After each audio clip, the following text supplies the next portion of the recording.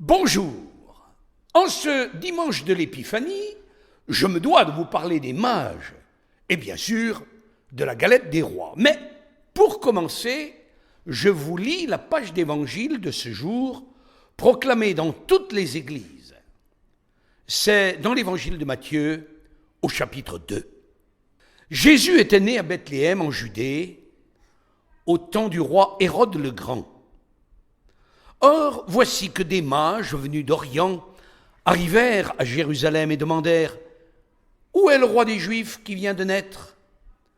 Nous avons vu son étoile à l'Orient et nous sommes venus nous prosterner devant lui. » Or, voici que l'étoile qu'ils avaient vue à l'Orient les précédait jusqu'à ce qu'elle vienne s'arrêter au-dessus de l'endroit où se trouvait l'enfant. Quand ils virent l'étoile, ils se réjouirent d'une très grande joie.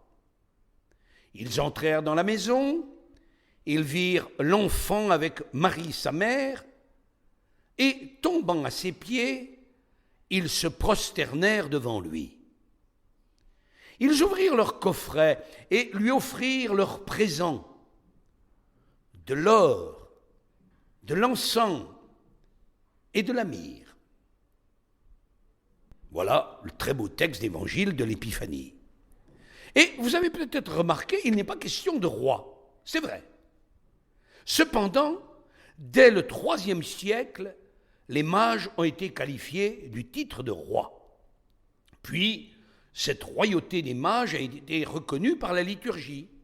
Enfin, on a donné des noms à ces rois mages au nombre de 3, symbolisant les 3 continents connus à l'époque, c'est-à-dire l'Europe, l'Afrique et l'Asie. Ce chiffre de 3 figure aussi les 3 âges de la vie. Méchior est présenté avec une longue barbe, il offre de l'or. Gaspard est le plus jeune et il donne de l'encens. Balthazar est barbu sans être âgé et il offre de la myrrhe. Et le symbolisme de ces cadeaux est dans l'Évangile. L'or, c'est pour le roi Jésus.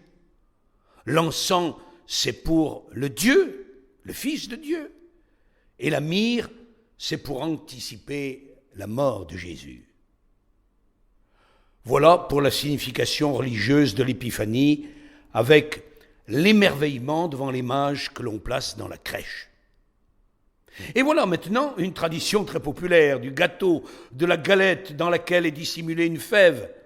Il y a plusieurs sortes de gâteaux des rois, soit une frangipane, soit une couronne aux fruits confits. Et vous le savez, celui qui a la fève est nommé roi, roi d'un jour ou d'un instant. On lui met une couronne. C'est sympathique, c'est chaleureux. En famille, entre amis, on aime à partager la galette des rois et à proclamer un roi ou une reine. Vous saurez l'origine de cette coutume. Mais n'oublions pas, en partageant la galette, que le seul roi, c'est Jésus, comme nous aimons à le chanter en ce temps de Noël. Et je conclus d'ailleurs avec un chant de Noël. Le Fils de Dieu, le Roi de gloire, a voulu naître parmi nous. Il est venu sur notre terre, au temps marqué par son amour. Ceux qui marchaient dans les ténèbres ont vu s'illuminer leur nuit, et sur les peuples dans l'angoisse, une lumière a resplendi.